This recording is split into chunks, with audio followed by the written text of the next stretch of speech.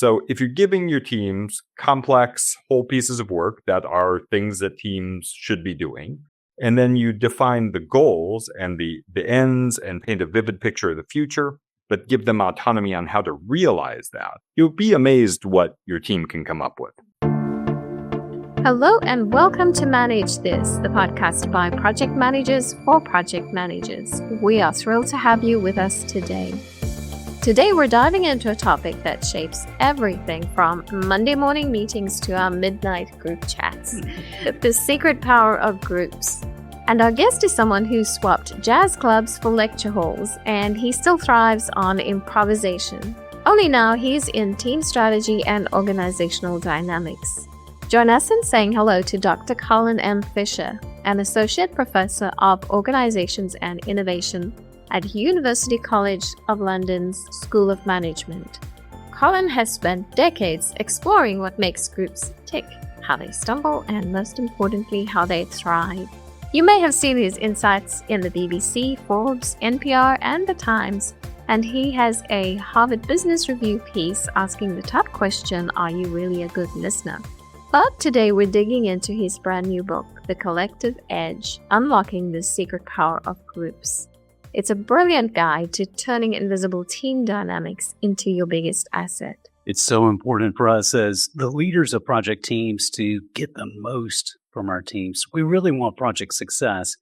Reading through this book by Colin, it just strikes me there's so many gold nuggets in here. Can't wait to cover them. Some of them are brand new to me. Some of them are very new to me. There were some really good concepts. So, folks, if you are leading a team, if you are collaborating on a project, or you're just trying to navigate your family group text, buckle up because we're about to discover why the real power isn't in the person, but in the people. Hi, Colin. Welcome to Manage This. Thank you so much for talking with us today. Thanks so much for having me, Wendy. Yeah, well, this has been a great book. Bill and I have both read your book, The Collective Edge, and we've learned so much. I mean, we've had many conversations on teamwork, and I'm sure our audience knows that as well. But I think today we've just got some novel, fresh ideas, things I haven't heard before. So I'm very excited to just share the content with our audience. Now, the first question I have, how does seeing through a group lens change the way that we lead and collaborate and we innovate on a team? So I would say for some people, it's going to change everything. So many of us are thinking about ourselves as individuals as the primary way we think about the world. And there's good reason for that, right? Like we're hardwired in some ways to see the world through our own eyes, because how else are we going to see it? But for other people, I think it's going to really validate some things they may have intuited about leading and managing teams, but maybe don't have a language for. Because we also are really social animals who live our lives in groups. And for those of us who really get a language and a vocabulary for thinking about how groups are influencing us and how we as individuals can reciprocally influence our groups, I think that can be really powerful and really transformative. It certainly has been for me in the years I've been studying groups. So many things that you kind of intuit are good things to do. You find out, oh, there's a real science to this and there's a real system. And then there's other things. I would say the main thing that studying groups has taught me is we make so many assumptions about people seeing the world the same way as we do, about people understanding the tasks, the goals, the roles in the same way that we do. And the biggest thing that studying groups has taught me is you should not assume that. Yeah. You got the attention of our listeners because project managers face that every day at work. We don't understand, I'm speaking from my own experience, I don't understand why the team is not where I am on this topic. There's so many assumptions that I bring into those teams and groups that I lead. And that's what got me excited as I read through your book. You shine the light on some things that need to be truths for us as project leaders. So thank you for that. We're excited to jump into some of these details. Yeah, groups are influencing us all the time. I think some of the most powerful examples of that are groups that we really identify with and think of kind of as part of ourselves. And so some of the times in the book, I'm using really extreme examples like the national culture we're a part of and the invisible ways that that influences the way we communicate with other people, the things we think are important, the things we think are moral and valuable.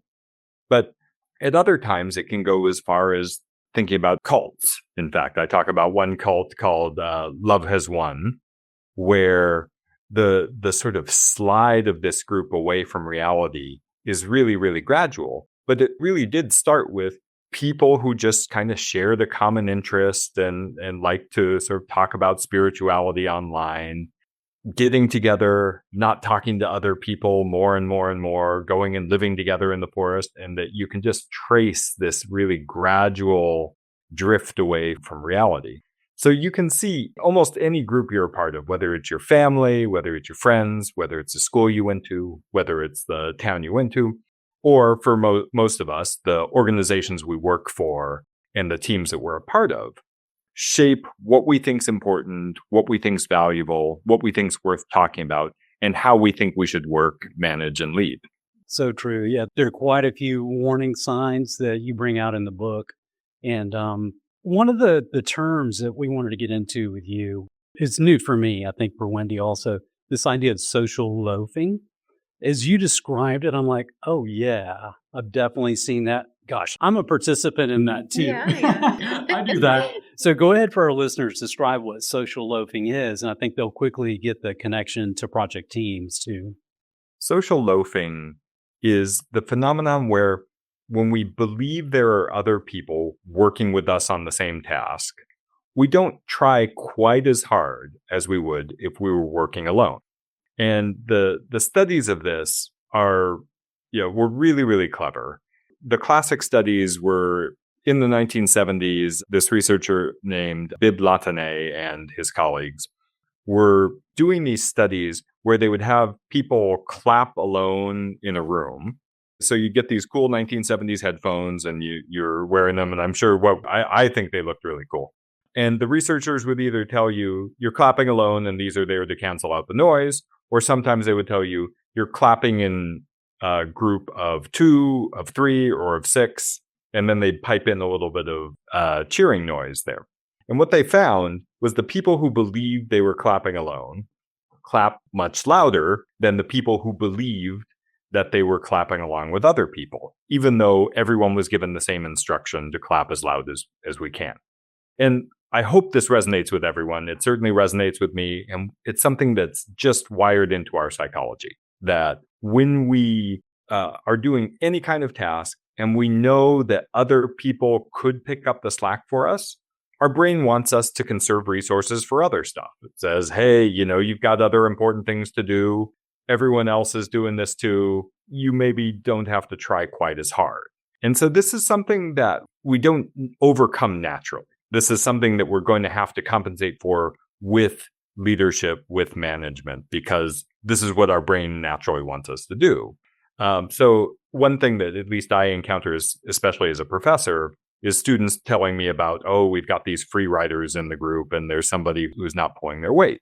And that's certainly, that definitely happens. And there often are people who are doing that. But it's not always for the reasons we think.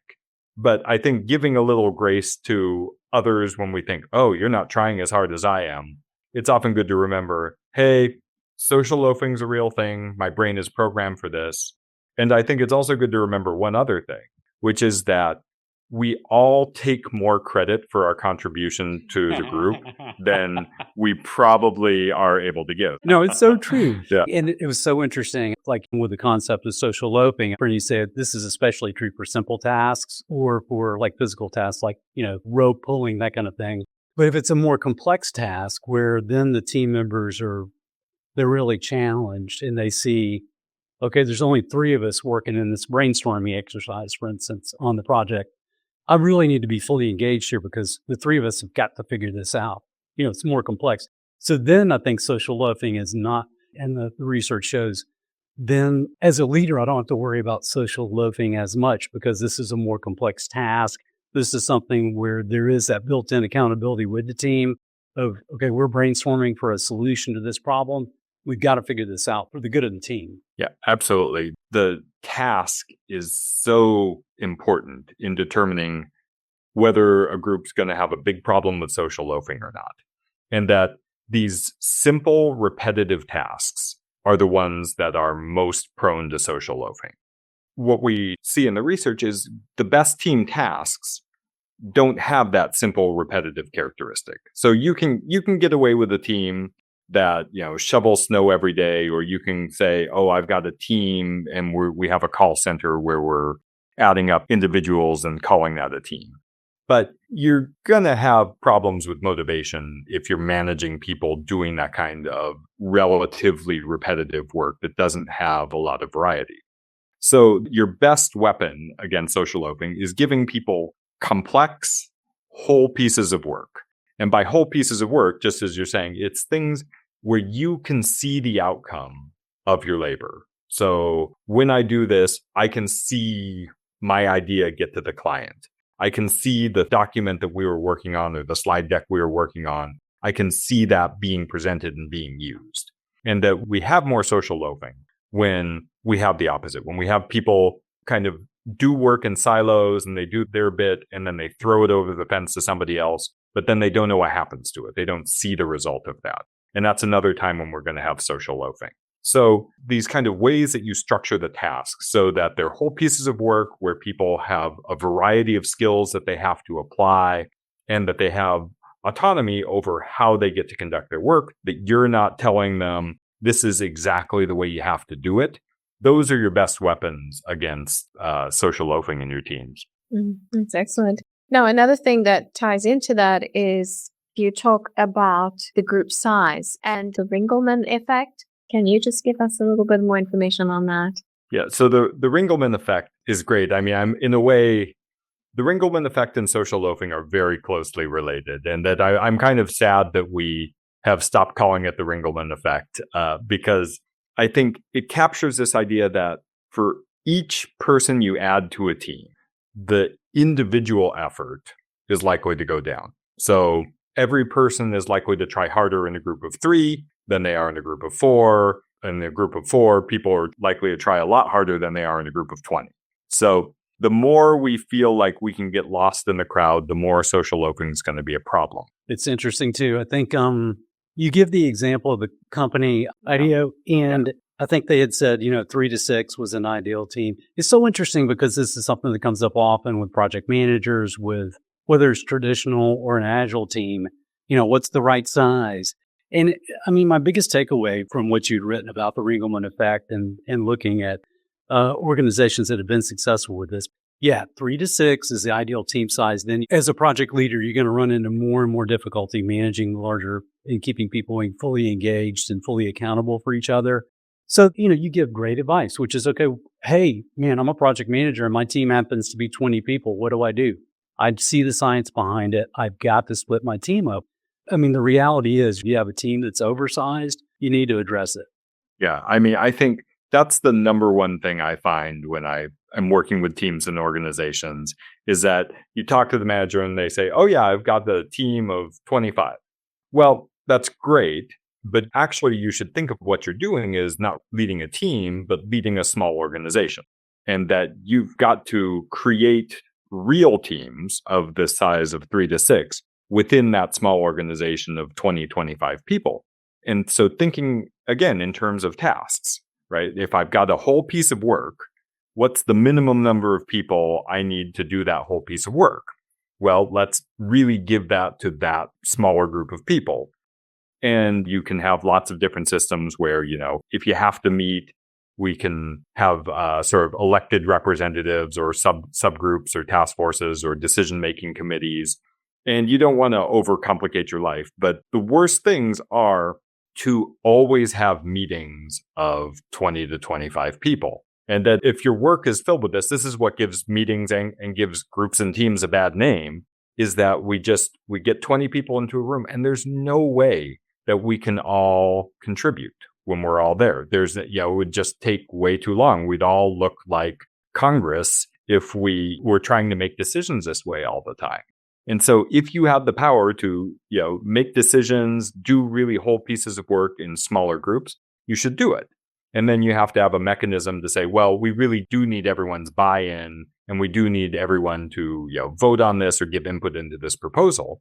But that meeting all the time as a whole group of 20 isn't the way to do that. Colin, you mentioned that humans are motivated by autonomy, but often what we get wrong is that they like the autonomy to achieve their goals, but there needs to be an agreement on what those goals are. So why don't you talk about how a leader can balance the need for autonomy as well as the equally important need for clear direction of what that goal actually is?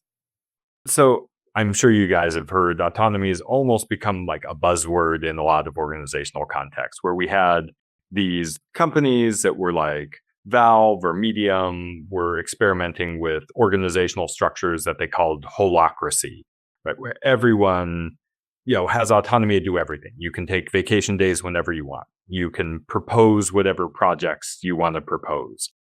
And these are really difficult structures to keep up. So it's true that autonomy is a really deep psychological need. So there's a great psychological theory called self-determination theory, which kind of gives away the game in the name, where one of the main things we want, especially at work, is to feel like we're the masters of our own destiny. We do not want to feel controlled like we're somebody else's puppet, and that our motivation goes down when we feel that way. We're less creative. We don't learn as much. There's all kinds of bad effects of people feeling deprived of autonomy. But when we're in a group or team, if we give every individual complete autonomy, how are we going to coordinate? How are we going to collaborate? And so the thing where we need some agreement or we need some leadership ahead of time is, what are we trying to achieve? I think an easy metaphor for this is thinking about like if we're trying to coordinate on physically ending up in the same place. So if I say, hey, meet me in Georgia, that's not a very helpful instruction, right? And the chances that we're going to end up in the same place are very, very low. We have to be much more precise than that if we want to think about actually working together. So having very clear goals is important, and having a shared, vivid vision of the future that's going to emerge from us accomplishing those goals will keep us together. And so that's, in case maybe we don't know how to measure our goals, maybe we don't know exactly what metrics are important right now, but we can still paint a vision of the future, whether it's a happy client, whether it's a technical problem that we've solved. We can say, at the end of our work, this is what we want the future to look like. And that allows us to coordinate. But then the autonomy comes in on how do we get there? And that groups thrive when we all know what kind of future we're trying to realize, but we experience autonomy on, it's on us to figure out how we get there. And there's a number of other reasons that ends up being beneficial. One of which is if you really are micromanaging your team and you tell them, this is exactly how I want you to get to this outcome, and something goes wrong, whose fault is it? Your team's not going to think it's their fault. They're going to think it's your fault because those were your steps. Whereas when it's their steps, they experience accountability and responsibility for the work that they're doing, and they're just going to do better work. So if you're giving your teams complex whole pieces of work that are things that teams should be doing, and then you define the goals and the ends and paint a vivid picture of the future, but give them autonomy on how to realize that, you'll be amazed what your team can come up with. Yeah. I've got to read your quote because you quoted U.S. Army General George Patton in the book. He said, never tell people how to do things, tell them what to do, and they will surprise you with their ingenuity. This is something that project managers need to be reminded of, because for many of us, we kind of grew up being the how champion, right? It's like, hey, I figured out this process, I figured out this tool, and it's made me successful in projects. And then somebody tapped me and said, hey, why don't you lead projects? You're a project manager now. Okay, hey, here's the tool everybody should be using because it worked for me. No. We need to step back and think about this holistically. And how can I empower people to have all the resources they need and then agree to the goal, speak into the goal, but then go about it and do their thing, right? Bring their magic to the team. I would add to that. So I think that's totally right. And I'm also glad you had the quote there because I wasn't positive I was going to get it 100% right if I did it off the top of my head. But giving people autonomy over the process, if you're a project manager, that doesn't mean you can't give people help and advice about what process to use. It's just about where that's coming from. So it's a difference between you saying, here's how I think you should do this, and saying, here's something that's worked for me, but you guys do what works for you. Or simply saying, you guys figure it out. But if you need help or you want my advice, I'm always here. And I'm going to, keep offering that help at every step of the process.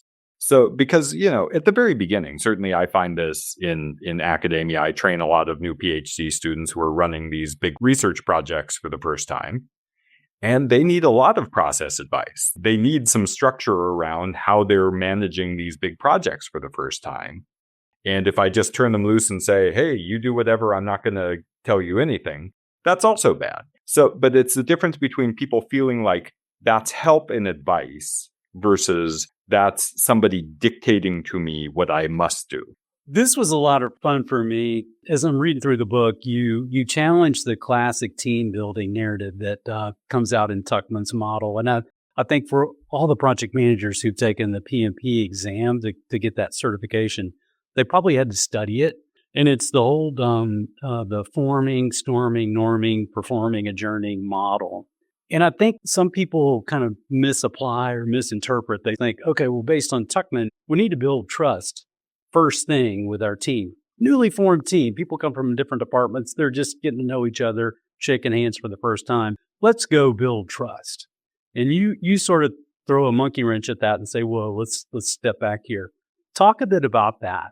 I love that. And I love that you have an audience that's likely already familiar with Tuckman. And certainly in business schools around the world, people are teaching the Tuckman forming, storming, norming, performing, adjourning. His rhyming got a little worse as the years went on, and they ended adjourning. Yeah, but so Tuckman's model. I'll give you a quick history lesson about this model. That at the time there were what they called T groups, which were training groups. Post World War II, they had a lot of veterans come in and they were sort of being trained for new purposes after being soldiers for so long. And this was designed by a lot of people who were trained in sort of a almost Freudian psychodynamic tradition, but also in a more humanistic tradition that really honored autonomy, as we were just talking about. And so what they would do is they would get these veterans into a room, and they all thought they were there to be trained for management or leadership or something. And there was a facilitator in the room. And that facilitator would just stand in the corner and not say anything. And after a while, these were people used to taking charge. There were former officers in the room and so forth. And they'd go like, hey, what are you doing? Why is this happening? And they'd start to get mad at the facilitator. And then after a while, they, kind of figure out, it's like, wait a minute, is this part of it? Are they doing this to us on purpose? And then they'd start to kind of come up with some norms and say, oh, and then the facilitator would step in and go, all right, now you guys are ready. You've figured out that this is what's going on. And Tuckman's research was based on these T groups. And so you can see how if you watch that process and you watch those T groups, you're going to see forming, storming, norming, performing, because that's how they worked, right? That is, in fact, what they did. So it was a very accurate model for a very specific kind of group. And that we now know that the kind of group that's most accurate for are groups that are the clients of their own work, that do not have deadlines. So if it's like a social club, it's your book group, it's something like that where, again, there's not deadlines. You guys are the only ones who have to be happy with it. You do see forming, storming, norming, performing quite a bit. But in task-performing groups, there was a researcher called Connie Gersick. And in the 1980s, she heard this from both her supervisor and mine, Richard Hackman. He was teaching the Tuckman model of team building at Harvard in the 1980s, just like everybody else. And Gersick was somebody, she had come to grad school and she had had a career as a leader already.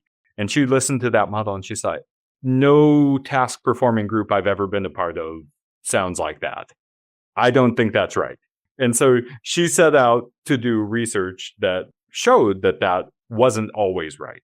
And so she studied all different kinds of groups. She studied, project groups at banks, studied student project teams, studied these beer delivery teams, that all different kinds. And she found that what actually happens is groups get together really, really quickly, and they develop norms usually right in that first meeting, like often in the first few minutes of being together. And then they usually actually don't change very much until about half the task is gone.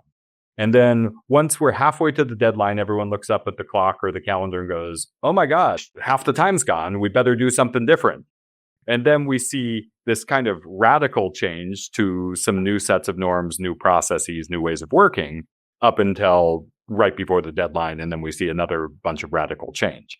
And she borrowed a concept from evolutionary biology called punctuated equilibrium, which unfortunately does not rhyme and did not prove nearly as catchy as Tuckman's model. But, for most of us who are working in organizations, Gersich's punctuated equilibrium model is actually a much more accurate way of understanding the teams that we act in every day. So to go back to your original question, the way the Tuckman model misleads us is it makes us think that we need to go through these storming phases where, facilitators and people who've kind of taken this forward say what we need to do is we need to build this trust before we actually get to performing. And the problem with that is the only really valuable trust we have in work is where I see that when you and I are interdependent and you have a task that I'm depending on you to do and vice versa, that when you're supposed to do it, you do it. And I do that. The best way to actually build valuable trust is to do something that's really close to the task you're going to do anyway. And so for a lot of people, that means you're better off just kind of getting to work, finding a really small win that we can start to build trust off of and stacking those small wins. And that's how we're going to build trust. Whereas the kind of trust we build in, a ropes course or a team building exercise or trust falls, that can be fun and engaging. But if I was expecting a document or an email from you and you don't deliver it, that's all out the window almost immediately. So the research shows that teams that work on team building in task-like simulations or by getting to work really fast outperform other kinds of team development exercises. I think it's not so much that Tuckman was wrong. It's more that people have applied it to the wrong kinds of groups and taken some of the wrong lessons from it moving forward. That's good. And our work as project leaders is very much tied to tasks. So this idea of the 5 task traits that you identify, and we've spoken about autonomy. That's a key one there for sure. But I think it's worth mentioning the other 4 also. They're variety, identity, significance, and feedback. Just give us a feel for what do those words mean. And then as a project leader, I need to think about how I'm letting team members take on the work and the task to make sure that I'm doing this in a way that keeps everybody engaged. No, those are super important. So the characteristics of a task, as we talked about, we need to have autonomy over our work processes. And we talked a little bit about task identity, which is this idea that I'm going to be able to see the results of my labor in the final product, in the impact on clients or users or whoever's there, right? But that often we need to imbue work with that characteristic, because if we're doing a project that's more internally focused in our organization, often you are just kind of throwing it over the wall at the end and you don't see what happens to it.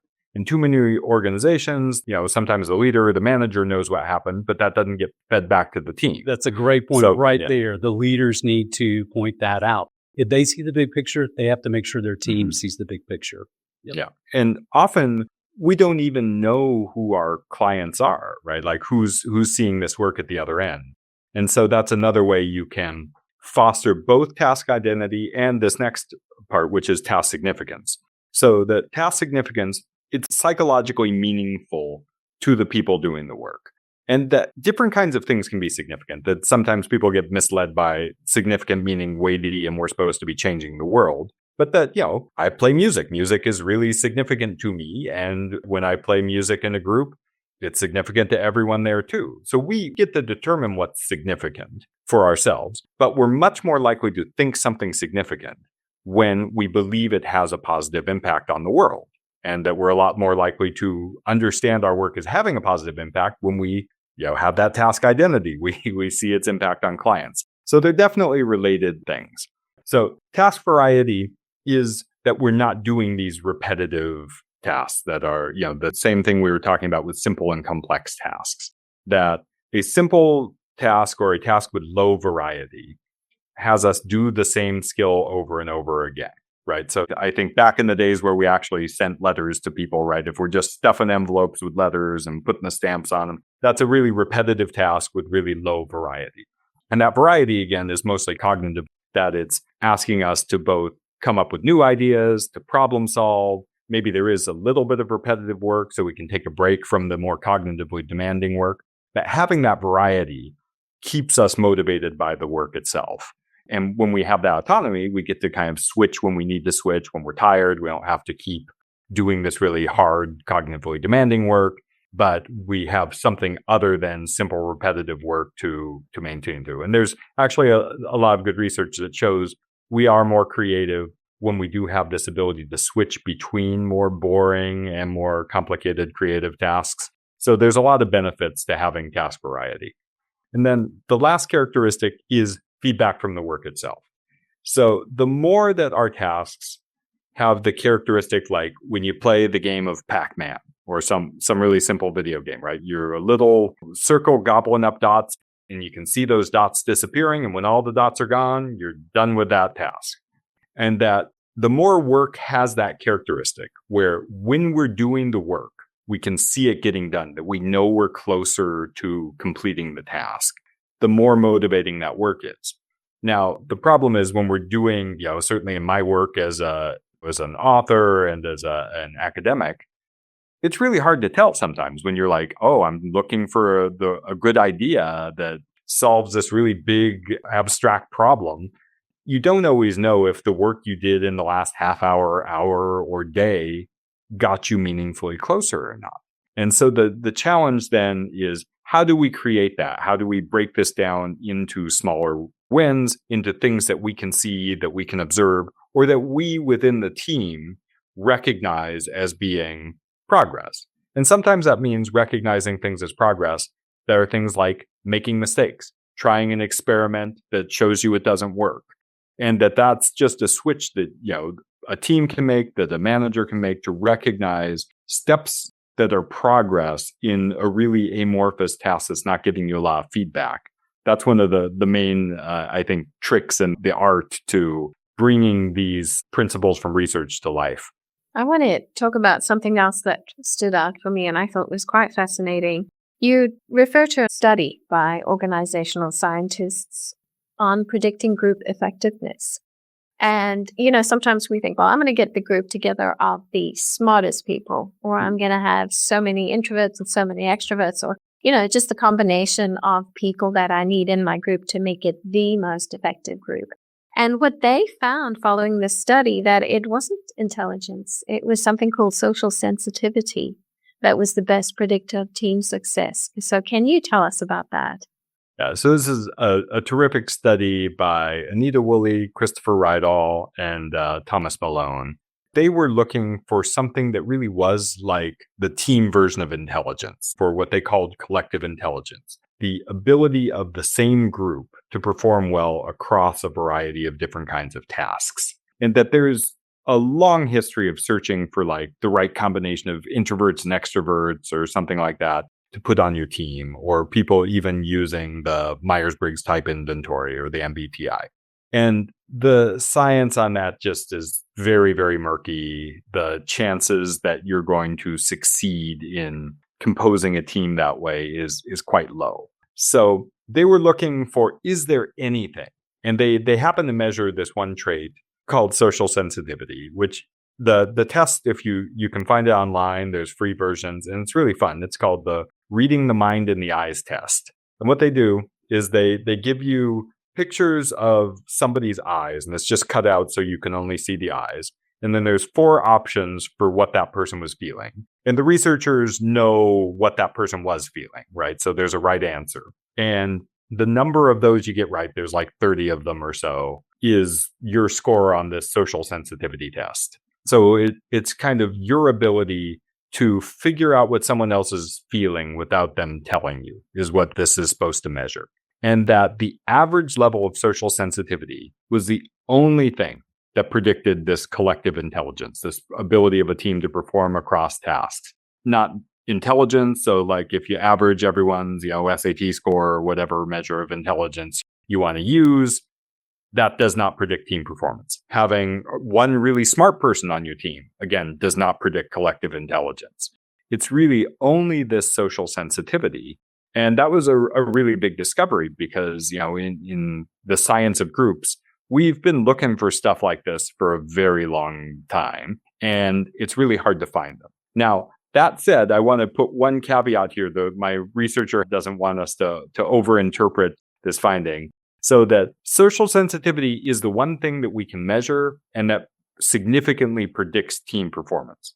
That doesn't mean it predicts a ton of the variance, right? So that's a relatively small slice of this. And it's still more important that your team is the right size and it's got the right mix of knowledge, skills, and information to complete the task. That those things will trump the social sensitivity of the team. Because especially on a lot of complicated projects, if you don't have people with the right skills, they can be really socially sensitive.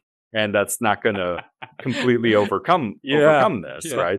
So I don't want to overinterpret it. But once we know we've got a team that's the right size, we've got a team that's got the right knowledge and skills, then the next thing that we'd be looking for is, do we have enough social sensitivity on this team that they can, understand some things about what each other are thinking and feeling without having to tell each other every little thing. Now, even if you're not socially sensitive, though, there's still lots of other ways to find out. And a main way to compensate if you don't think you're that socially sensitive is to ask a lot of questions and listen carefully to the answer. And that gets you most of the way there really fast. So if you're like, oh boy, I never know what anyone's thinking or feeling unless they tell me, that's okay. You can still be a great team member, a great team leader. It just means you probably need to ask more questions. And honestly, that's a really good thing for the team too. Exactly. So there's a lot of ways to do this. Yeah, that's a great word. And that's the beautiful thing is obviously the examples you just gave. Emotional intelligence is something that we can all grow in. So hopefully this sensitivity we can all recognize and grow in as well as a team so that we can take our performance to the next level. Absolutely. It's something that, like I said, the goal is for us to understand each other, for us to understand what other people on the team are thinking and feeling. And that one way to do that is to just, happen to be skilled at knowing that without people telling you. But another way is to develop your skills in asking about that, in really to develop your skills in listening to when people are telling you things that they may be telling you what they're thinking and feeling. So it's definitely something that we can grow in as a team if we think of the goal of this is shared understanding of one another. So one of the things that also popped out to me was something you call sticky norms, talking about how a group forms very quickly and they find these norms. But these norms can get sticky. Why don't you talk to us about that? Yeah. In a way, it is very much about the same thing Tuckman was trying to figure out, but that norms aren't always forming through this very gradual process that he thought they were forming through. For the most part, when we don't know how to behave in a situation, so especially when we're in a new group, when we're doing a new task, even when we're just with people who we don't know very well, we're looking around the room for cues about what's appropriate. Like, is this a meeting where we're going to make small talk before the meeting, or is it okay for us to just all sit in silence and check our phones? Are we a really punctual group, or are we always going to start these meetings 5 minutes late? And that with those kinds of things that we may not have very strong opinions about, the norms that are established are just kind of who acts first, who joins in, and then those norms tend to really stick. So where we sit in a room, who talks first, who talks the most, whatever happens in that first meeting tends to be really sticky. And that's when I talk about sticky norms, I'm talking about the phenomenon where whatever happens really early in a group's life, usually in the first meeting, usually in the first few minutes, tends to persist in that group and continue to influence how the group interacts till usually, as we talked about with Gersich's punctuated equilibrium model, till about halfway through the group's work. Then groups often do change their norms a bit, sort of their own volition. So sticky norms are really important in that, I think we're all agreeing with Tuckman that like norms are this unspoken, invisible influence on how groups work. Each group has their own set of norms. They tend to be very idiosyncratic. They're not something that the same leader can always make the group feel the same across all the time. And the key is to then take advantage of the fact that norms formed really early and they're really sticky. And when you know that, and you know that like actually everyone's just waiting for some cues about how we are going to behave in this group, you have the ability to influence that. You can have a norm where we're going to ask each other a lot of questions when we don't know what's right. We're going to all share our ideas, and that we're going to have a norm where everybody contributes. We're not going to just have the person who's the highest status and talks the most influence all of our decisions. And we can make that explicit. And so when we use that knowledge to create psychological safety, this sense that it is safe to speak up, to ask questions, to make mistakes, when we use these norms to make sure that we're communicating effectively and that everyone knows how we're communicating, how quick I'm supposed to respond to your emails, if we're using Slack or Notion or some other tool, that we know where our information is going to be stored and that we have norms for those things. When we use that knowledge that, everybody wants to know how to behave and I can influence that a lot if I do it right away, then we're doing it productively. But it gets progressively harder because norms are sticky. So if I, in meeting 3, now I'm like, we've been emailing this way, but now I'd like us to change. That's a much harder task, than to use these sticky norms to your advantage right from the start. I'm glad you brought this up. Think about this in terms of when you're launching a new project, the team's coming together. Meeting 1, the first emails that are going out, the first time you guys all meet together as a team, they're a sponge. They're looking for cues as to what those norms are going to be. The longer you let things go, whether it's a good habit or a bad habit, an atomic habit, it's going to be tougher to readdress it. However, you give great advice, which is, as a leader, don't be afraid to relaunch.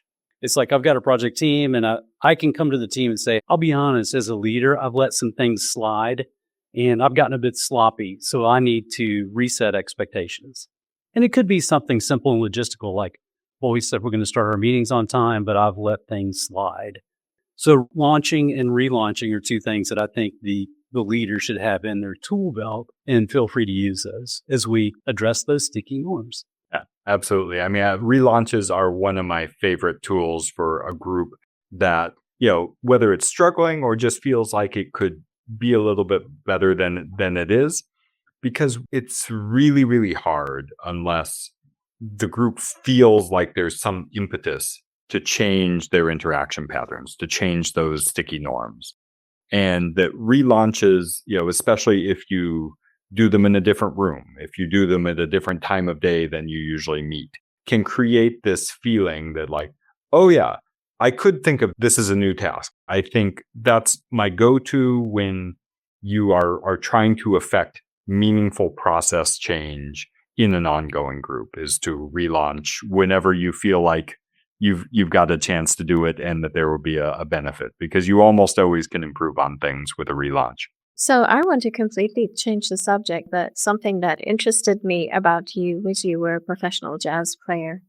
Now, we've seen the commonalities a few times between musicians and project managers. We've actually spoken to trumpet players before. Yeah, you're a trumpet player. And we also, I've just pulled up Fitzgerald Leonard in episode 189. He was a professional jazz musician. He was a bass player.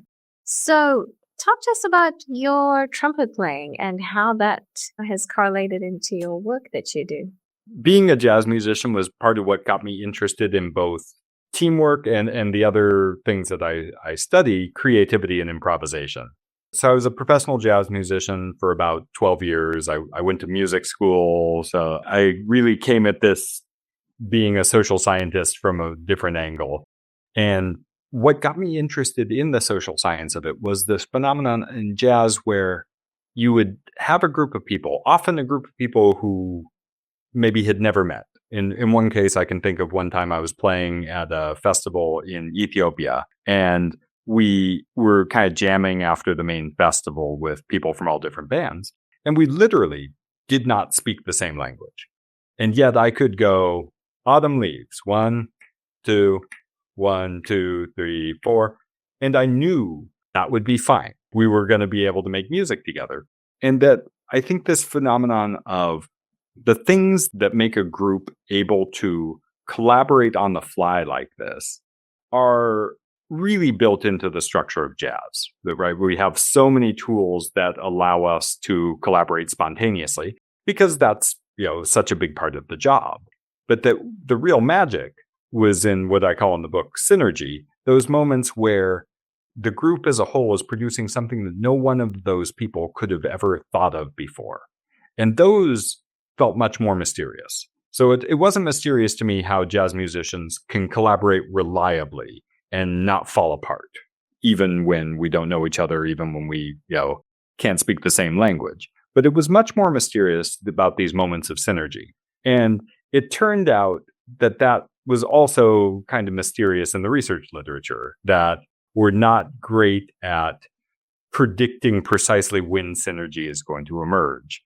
And my advisor in my PhD, Richard Hackman, was somebody who was working really hard on this, that he was coming from a time in psychology when a lot of people didn't believe synergy existed, that there were a lot of scholars that said, oh yeah, groups are always going to have social loafing. They're always going to be less than the sum of their parts. That's just groups. They're going to lose something in motivation. They're going to lose something in coordination relative to the individual capabilities of people. And they essentially didn't believe that groups could be vehicles for building commitment and motivation that was greater than you would have had on your own. That groups were vehicles for teaching and learning from one another, and that we could actually get better as individuals from being part of a group. And so, as a jazz musician, that was something I had experienced a lot. And so I didn't come in going, oh, I don't believe in this because I'm a social psychologist who's read all this data. Spent so much time looking at group process, looking at how leaders can help the teams that they're working on, to help them to be more creative, to do these kind of complicated tasks and make better decisions. So it's been a huge source of motivation and curiosity, but also confidence that there were things that we didn't know about teams that were definitely out there, even if we hadn't discovered them yet. And I think those are still out there if anyone wants to come back to school and study teams some more. I'm the PhD program director, so we're always looking for people who know those things, who want to come discover them. And the first step they need to take is to find your book, whether it's in print or the audio version, because I found it fascinating in this idea of taking a team and boosting their performance. Has always been interesting to me. So the content that you cover there and the tips and advice that you give are excellent. Yeah, thanks so much. Yeah, other than your book, where else can listeners go if they want to find out more about the work you do? So you can find the book and the work I do at colinmfisher.com. So COLIN M as in mouse, although that's not my middle name. Fisher, FISHER. It's got my free newsletter that I write periodically about these things. And you can also follow me, especially on LinkedIn, where I'm sharing tips about teamwork and research all the time. Well, thank you so much for your time, Colin. This is pertinent information for our project leaders, and we really appreciate it. Okay, thanks so much, Bill. Thanks so much, Wendy. It's been a real pleasure. I've had a great time. Thank you for joining us on Manage This. You can visit us at velociteach.com, where you can subscribe to this podcast and see a complete transcript of the show.